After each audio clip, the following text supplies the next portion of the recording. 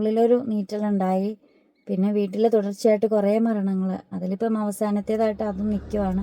കുറേ മരണങ്ങൾ കണ്ട് കണ്ട് മനസ്സ് മരവിച്ചത് കൊണ്ടാണോ എന്നറിയില്ല, അല്ലെങ്കിൽ ഇതുപോലെ കുറേ ട്രാജഡികൾ ഇങ്ങനെ. പിന്നെ എൻ്റെ ജീവിതത്തിലെ ഏതൊരു ട്രാജഡി സംഭവിക്കുന്നതല്ല ഈ 9-ാം തീയതിയാണ്. അതെന്താണെന്നും എനിക്കറിയത്തില്ല. നമുക്ക് മോട്ടിവേഷൻ നൽകാൻ ചുറ്റിനും ആളുകളെ തിരഞ്ഞു നടക്കുന്നതിലും ഭേദം മറ്റുള്ളവർക്കൊരു മോട്ടിവേഷനായി മാറുക എന്നുള്ളതായിരിക്കണം നമ്മുടെ ജീവിതം. അതാണ് ഞാൻ എൻ്റെ ജീവിതം കൊണ്ട് പഠിച്ചത്.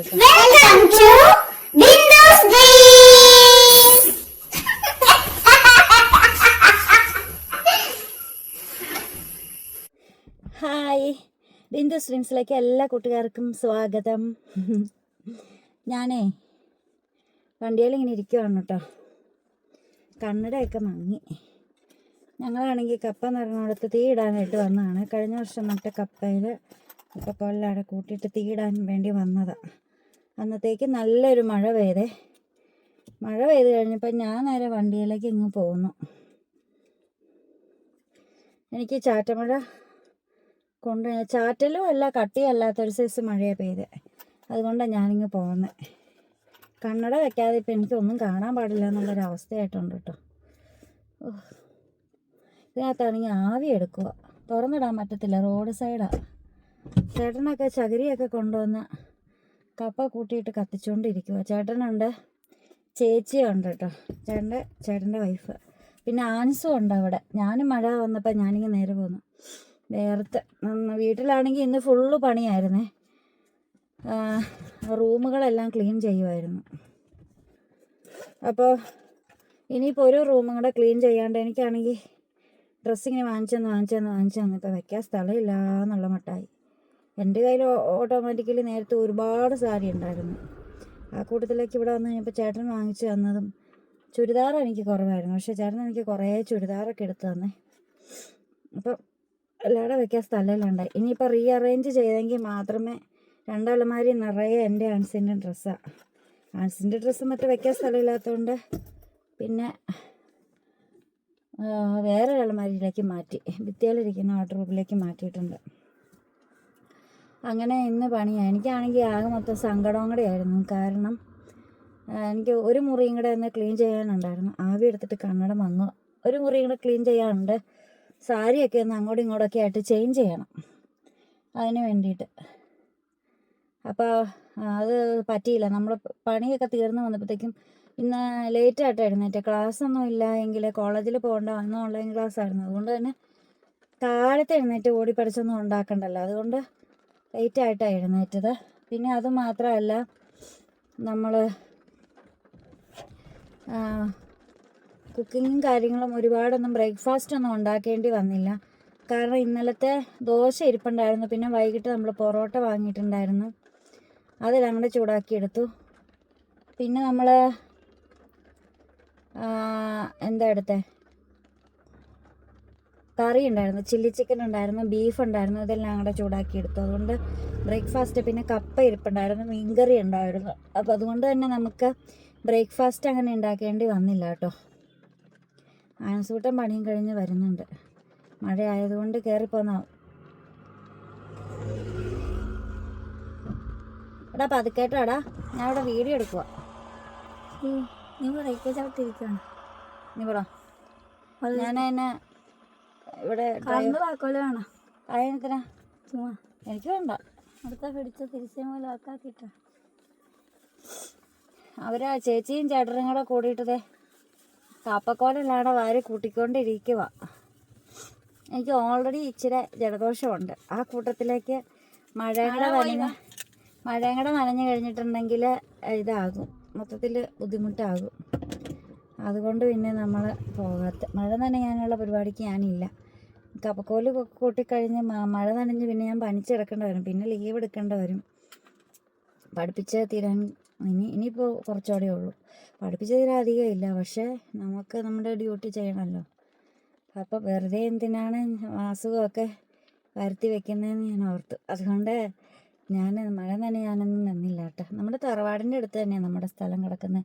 ഞാൻ നേരത്തെ വീഡിയോയിലൊക്കെ നിങ്ങളെ കാണിച്ചു തന്നിട്ടൊക്കെ ഉണ്ടല്ലോ. അപ്പോൾ പിന്നെ ഇപ്പം ഇച്ചിരി വീഡിയോയ്ക്കൊക്കെ വ്യൂസൊക്കെ കുറഞ്ഞിട്ടുണ്ട്. കാരണം ഞാൻ കഴിഞ്ഞ ഫെബ്രുവരി 9 മുതൽ വീഡിയോസൊന്നും ഇട്ടിട്ടുണ്ടായിരുന്നില്ല. കുറച്ചാൾ വീഡിയോസൊന്നും ഇട്ടില്ല കേട്ടോ. ഞാൻ പറഞ്ഞില്ലേ, എൻ്റെ വീട്ടിൽ ഞാൻ അനുഭവിച്ച കാര്യങ്ങളെന്ന് വെച്ചാൽ തുടർച്ചയായ കുറേ മരണങ്ങൾ, അതിൻ്റെ ഇടയ്ക്ക് അമ്മയ്ക്ക് ക്യാൻസർ, അങ്ങനെ കുറേ ട്രാജഡിയിലൂടെയാണ് ഞാൻ കടന്നു വന്നിട്ട് ഇവിടെ എത്തി നിൽക്കുന്നത്. അതിൽ നിന്നെല്ലാം ഞാനങ്ങ് പിടിച്ച് നിൽക്കുക. അപ്പോൾ ഞാൻ ചിന്തിക്കാറുണ്ട്, എനിക്കങ്ങനെ എന്നെ മോട്ടിവേറ്റ് ചെയ്യാനോ അല്ലെങ്കിൽ എനിക്ക് ആത്മവിശ്വാസം നൽകാനോ അല്ലെങ്കിൽ സുഖമാണോ എന്ന് അന്വേഷിക്കാനോ ഒന്നും എനിക്ക് ആരും ഉണ്ടായിരുന്നില്ല. കാരണം വെറുതെ ഒരു ബാധ്യത ഏറ്റെടുക്കണ്ടല്ലോ എന്ന് ബന്ധുക്കളും സുഹൃത്തുക്കളും ഒക്കെ വിചാരിച്ച് കാണുമായിരിക്കും. അപ്പം പിന്നെ ഫ്രണ്ട്സ് വിളിച്ചിട്ട് കാശിന് എന്തെങ്കിലും അത്യാവശ്യം ഉണ്ടോ എന്നൊക്കെ ചോദിച്ചിട്ടുണ്ടായിരുന്നു. അല്ലാതെ ഇടയ്ക്കിങ്ങനെ വിളിച്ച് ചോദിക്കാനായിട്ട് എനിക്ക് ആകെപ്പാട് എപ്പോഴും എന്നെ ഒന്ന് വിളിച്ച് അന്വേഷിക്കാൻ അന്നാകെ ഉണ്ടായിരുന്ന അഞ്ചു ആയിരുന്നു. എൻ്റെ കൂടെ B.Ed പഠിച്ച, ഇപ്പോഴും എൻ്റെ ഓരോ കാര്യങ്ങളും എൻ്റെ ഒരു കോള് ചെന്നില്ലെങ്കിൽ തുടർച്ചയായിട്ട് ഒരാഴ്ചയെങ്കിലും വിളിച്ചില്ലെങ്കിലൊക്കെ വിളിച്ചൊന്ന് അന്വേഷിക്കണം അഞ്ചു മാത്രമേ ഉള്ളൂ.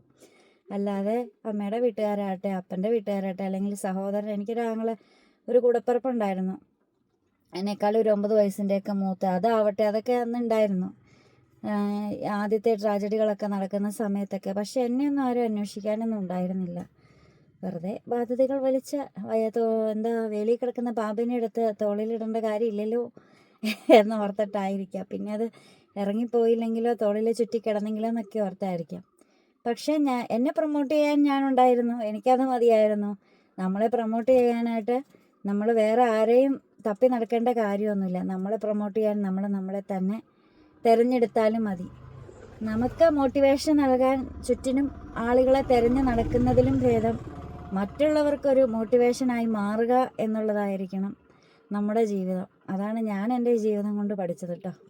അത് എനിക്കാരും മോട്ടിവേഷൻ തരാനോ അല്ലെങ്കിൽ എന്നെ ആരെങ്കിലും ആശ്വസിപ്പിക്കാനോ ഒന്നും ഉണ്ടായിരുന്നില്ല.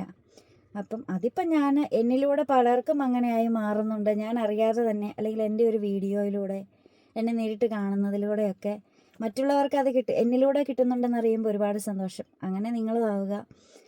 നിങ്ങളെ മോട്ടിവേറ്റ് ചെയ്യാനോ നിങ്ങളെ പ്രൊമോട്ട് ചെയ്യാനോ നിങ്ങളെ ആശ്വസിപ്പിക്കാനോ ഒന്നും ആരും വരില്ലായിരിക്കും. പക്ഷേ മറ്റുള്ളവർക്ക് ഒരു മോട്ടിവേഷനായി മാറുക, സ്വയം മാറുക, മറ്റുള്ളവർക്കൊരു ആശ്വാസമായി മാറുക.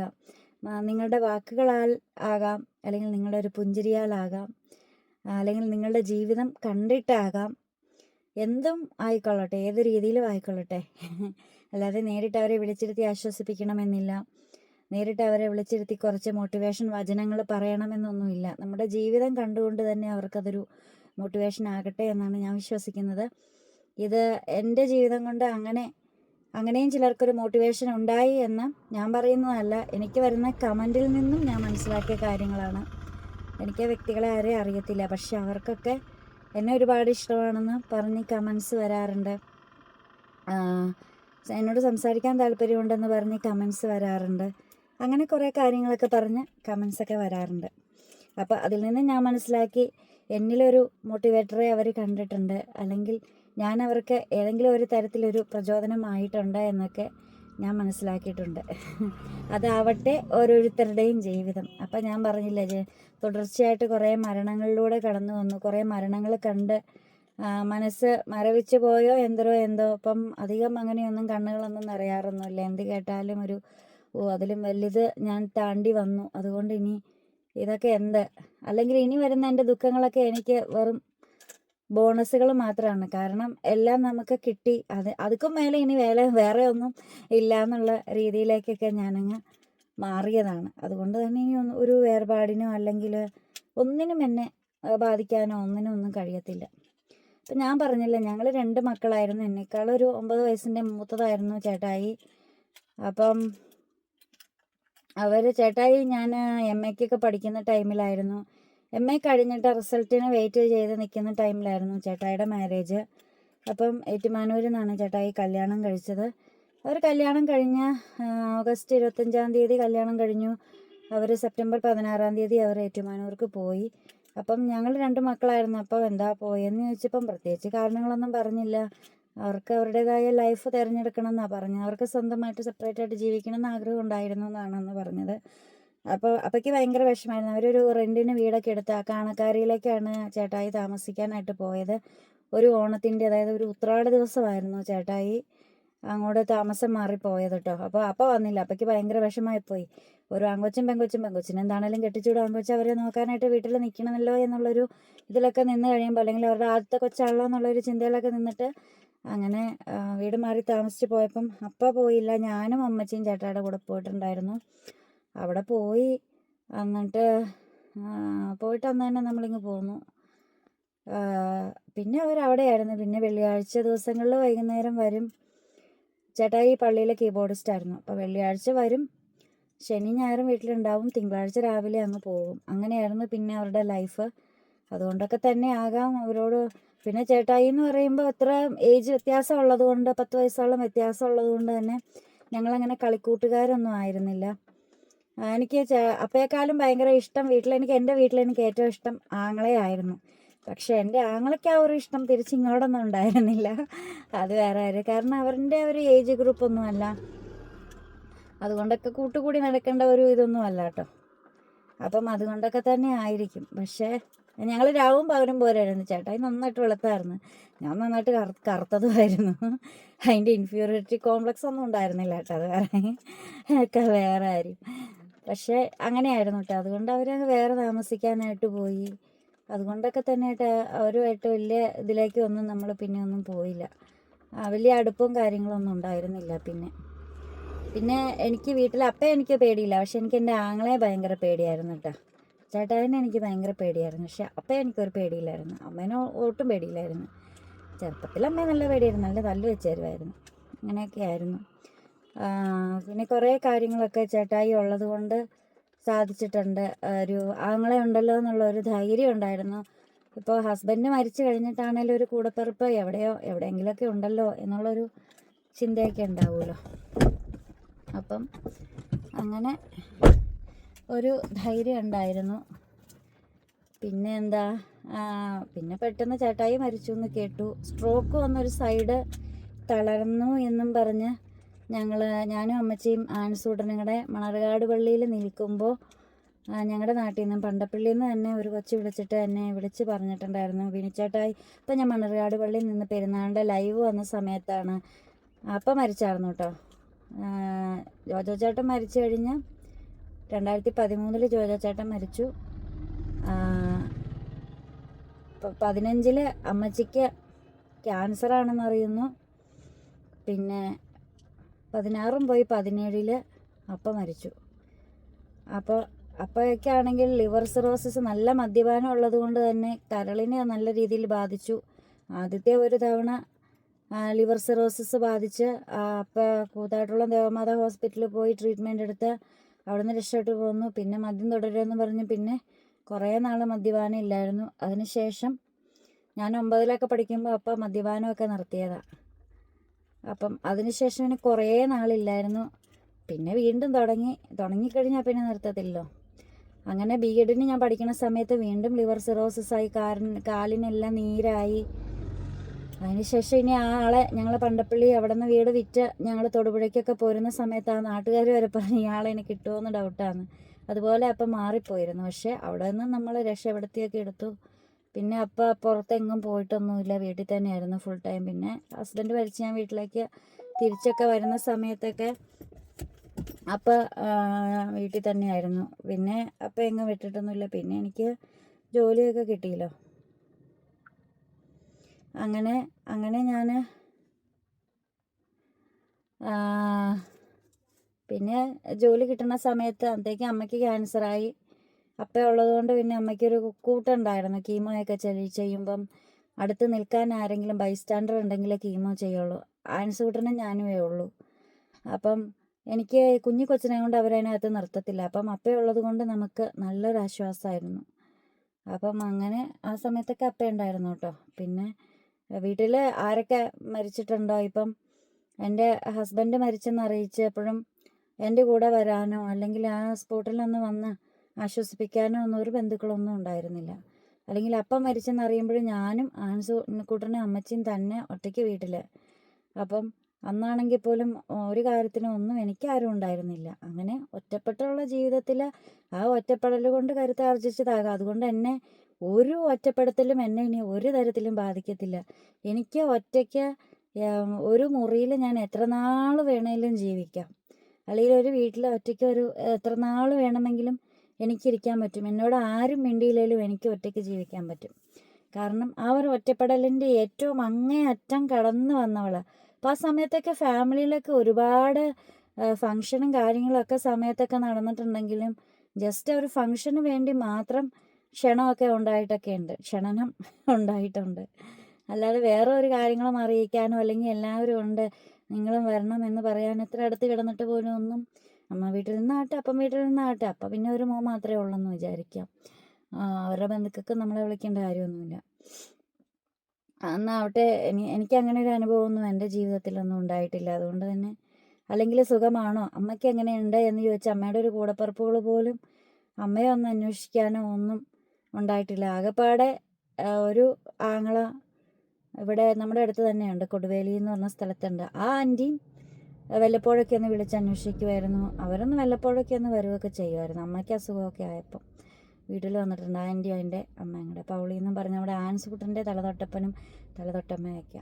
അല്ലാതെ ഒന്നും അമ്മയ്ക്ക് 7 മക്കളാണ്. അവരാരും വേറെ ആരും അന്വേഷിക്കാനോ അസുഖമാണോ എങ്ങനെയുണ്ട് എങ്ങനെ പോകുന്ന കാര്യങ്ങൾ എന്നൊക്കെ അന്വേഷിക്കാനൊന്നും എനിക്കൊന്നും ആരും ഉണ്ടായിട്ടില്ല. അതുകൊണ്ട് തന്നെ എനിക്ക് ആ ഒരു വിഷമം ഉണ്ടായിട്ടില്ല. പിന്നെ വീട്ടിലിങ്ങനെ തുടർച്ചയായ കുറേ മരണം, 2013 ഒരു മരണം, 2017 മരിക്കുന്നു, പിന്നെ 20 ആങ്ങള മരിക്കുന്നു. ചെറിയ 1-2 വർഷത്തെ ഗ്യാപ്പിലിടയ്ക്ക് ഇങ്ങനെ മരിച്ച് 2020 വരെ നിന്നു, ഫുൾ സ്റ്റോപ്പ് ഇട്ടു. അപ്പം ഞാൻ ചിലപ്പോൾ ചിന്തിക്കുമായിരുന്നു ഇനി 20 അത് കഴിയുമ്പോഴത്തേക്കും വല്ല 22-ലോ 23-ലോ ചിലപ്പോൾ ഞാനായിരിക്കും തട്ടിപ്പോകുന്നത് എന്നൊക്കെ ചുമ്മാ ചിന്തിക്കുമായിരുന്നു കേട്ടോ. ഓരോരോ ഒറ്റയ്ക്കിരിക്കുമ്പോഴുള്ള ഓരോരോ ചിന്തകൾ. പക്ഷേ കാട് കയറി ചിന്തിക്കാനൊന്നും പോകത്തില്ല. അപ്പം തന്നെ ഞാനൊരു റീൽ ചെയ്യാനോ അല്ലെങ്കിൽ ഏതെങ്കിലും ഒരു വീഡിയോ കാണാനോ ഒരു സിനിമ കാണാനോ അല്ലെങ്കിൽ CID കാണാനോ, CID എന്ന് പറഞ്ഞിട്ടൊരു എന്താ സീരിയലുണ്ടല്ലോ, എപ്പിസോഡ് 1 ആയിട്ടുള്ള, അത് കാണാൻ ഞാനും ആൻസൂട്ടനൊക്കെ അതിൻ്റെ ഭയങ്കര ഫാൻസാണ് കേട്ടോ. അങ്ങനെ കാണാനൊക്കെ ആയിട്ട് ഞാൻ എൻ്റെ മനസ്സിനെ അങ്ങ് മാറ്റിക്കളയും. അതിന് എൻ്റെ മനസ്സ് ചേഞ്ച് ആക്കാനായിട്ട് എന്നെ സഹായിച്ചത് സത്യം പറഞ്ഞ സോഷ്യൽ മീഡിയയാണ്. അതിൽ യൂട്യൂബ് അത്രത്തോളം ഒന്നും നമ്മളെ സ്വാധീനിച്ചിട്ടില്ല. അന്നത്തെ ടിക്ടോക്കും പിന്നീട് വരുന്ന ഇൻസ്റ്റഗ്രാമും മ്യൂസിക്കലിയും പിന്നെ അങ്ങനെയുള്ള കുറേ കാര്യങ്ങളൊക്കെ ഉണ്ടായിരുന്നു. അപ്പം അതൊക്കെയാണ് എന്നെ ഹെൽപ്പ് ചെയ്തത്. അപ്പം അങ്ങനെ കുറച്ച് നാളായിട്ട് എൻ്റെ വീട്ടിൽ തന്നെയാണ് മരണം. കാരണം കല്യാണം കഴിച്ച് വന്ന ആൾ ജോജോ ചേട്ടൻ മരിക്കുന്നു, പിന്നെ അപ്പം മരിക്കുന്നു, എൻ്റെ ആങ്ങള മരിക്കുന്നു, അതിൻ്റെ ഇടയ്ക്ക് അമ്മയ്ക്ക് ക്യാൻസർ വന്നു. അങ്ങനെ എൻ്റെ ഒരു കുടുംബത്തിൽ തന്നെ കുറേ ട്രാജഡികൾ വന്ന് പിന്നെ ഒരു 5-6 വർഷത്തേക്ക് ഫുൾ സ്റ്റോപ്പ് ഇട്ട് നിന്നിട്ട് ഈ കഴിഞ്ഞ 2026 ഫെബ്രുവരി 9 ആങ്ങളുടെ വൈഫും മരിച്ചു. അപ്പം കിഡ്നി ഫെയിലിയർ ആയിരുന്നു എന്നാണ് കേട്ടത്. അപ്പോൾ ഞങ്ങളോട്ട് വലിയ കോണ്ടാക്ട്സ് ഒന്നും അവർക്ക് ഉണ്ടായിരുന്നില്ല. കാരണം ഒരു അനിയത്തിയായിട്ട് എന്നെയോ അല്ലെങ്കിൽ ചേട്ടായി പോലും കല്യാണമൊക്കെ കഴിഞ്ഞൊരു സഹോദരി ഉണ്ടെന്നോ ഒന്നും ഒരിക്കലും ചിന്തിച്ചിട്ടുണ്ടായിരുന്നില്ല. 2008 കഴിഞ്ഞതിന് ശേഷം അല്ലെങ്കിൽ 8-ന് മുമ്പ് പോലും അതിന് മാത്രം ഒരു ആങ്ങള പെങ്ങളെ ബന്ധമൊന്നും എടുത്തു പറയാനൊന്നും ഉണ്ടായിരുന്നില്ല. എൻ്റെ ചെറുപ്പത്തിലൊക്കെ ചേട്ടായി എപ്പോഴും എടുത്തുകൊണ്ട് നടക്കും. കാരണം ഉത്തരവാദിത്തമാണ്, പെങ്ങളെ നോക്കണം, അനിയത്തി നോക്കണം, വീട്ടിലെ കൂട്ടിയിരിക്കണം എന്നുള്ള ആ ഒരു ഉത്തരവാദിത്വം എല്ലാം കടമകളെല്ലാം നിർവഹിച്ചിട്ടുണ്ടെന്നല്ലാതെ വളർന്നതിന് ശേഷമുള്ള ഒരു സഹോദര ബന്ധമൊന്നും എൻ്റെ ജീവിതത്തിലേക്ക് അങ്ങനെയൊന്നും കടന്നു വന്നിട്ടില്ല. പിന്നെ എനിക്കൊരു ആങ്ങളയുടെ കല്യാണത്തിൻ്റെ ഒക്കെ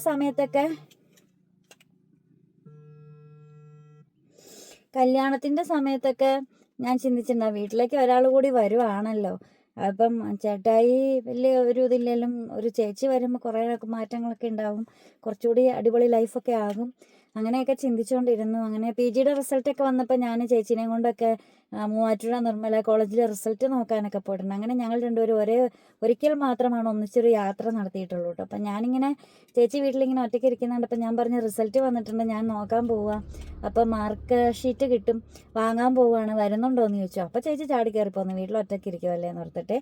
അങ്ങനെ ഞങ്ങൾ രണ്ടുപേരും കൂടി മൂവാറ്റുപുഴയിൽ ഒരുമിച്ച് പോയി റിസൾട്ടൊക്കെ നോക്കിയിട്ട് വന്നു. അല്ലാതെ എന്നെ ഒന്ന് ഫോൺ ചെയ്യുമോ അങ്ങനെ ഒരു കാര്യങ്ങളോ അല്ലെങ്കിൽ ഹസ്ബൻഡ് മരിച്ചു കഴിഞ്ഞിട്ട് വിളിക്കുകയോ കാര്യങ്ങളോ അങ്ങനെയൊന്നും എൻ്റെ ലൈഫിലൊന്നും ഉണ്ടായിട്ടില്ലാത്തത് കൊണ്ട് അത്ര വലിയ അറ്റാച്ച്മെൻ്റ് ഒന്നും ഉണ്ടായിരുന്നില്ല. അവർക്കൊരു ആൺകുട്ടിയാണുള്ളത്.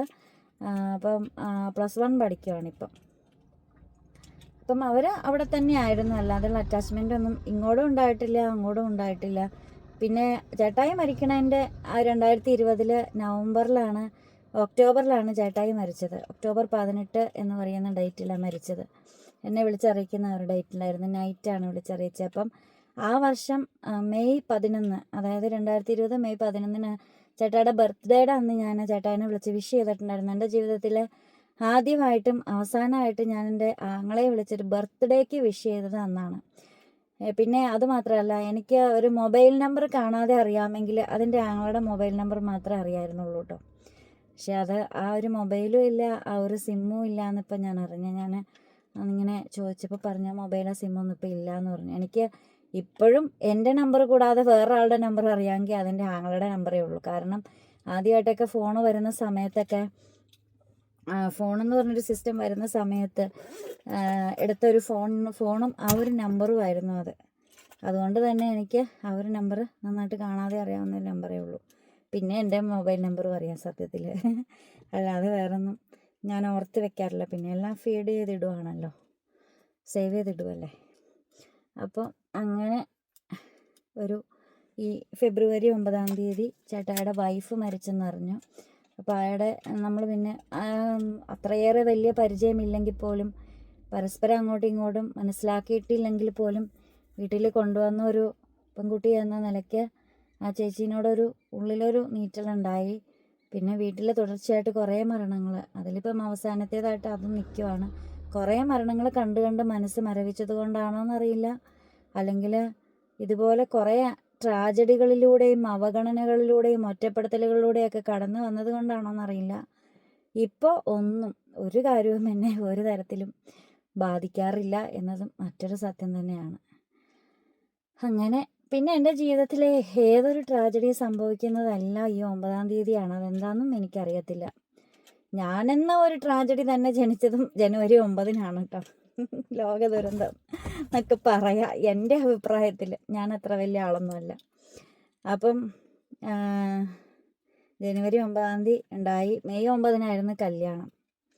അതിനുശേഷം പിറ്റേ കൊല്ലം മെയ് 9 ആൻസൂട്ടൻ ജനിച്ചു. അത് മാത്രമേ ഒരു നല്ല കാര്യമായിട്ട് എനിക്കൊരു 9 തോന്നണുള്ളൂ. അതിനുശേഷം നവംബർ 9 ഹസ്ബൻഡ് മരിച്ചു. അപ്പം മരിച്ചത് പിന്നെ 20 അതുകൊണ്ട് അത് മാത്രമേ ഉള്ളൂ ചെറുതായിട്ടൊന്ന് മാറിപ്പോയതെന്ന് തോന്നുന്നു. പിന്നെ ആങ്ങള മരിക്കുന്നത് ഒക്ടോബർ 18. അതിനെ ഒറ്റസംഖ്യ ആക്കുമ്പോഴും 8, 1, 9. 1 + 8 9 എന്ന് പറയാം. സൗണ്ട് കേൾക്കൂടാ, പുറത്തെ സൗണ്ട് കണക്കെ. അതിന് ശേഷം നമ്മൾ ഇപ്പം ചേച്ചി മരിച്ചതും ഇങ്ങനെ ഒരു 9 അതിൻ്റെ ഇടയ്ക്കാണെങ്കിൽ എനിക്ക് പ്രിയപ്പെട്ട ചേട്ടൻ്റെ കൂട്ടുകാരൻ്റെ അമ്മ ഉണ്ടായിരുന്നല്ലോ, ആ അമ്മച്ചി മരിച്ചത് ജൂലൈ 9.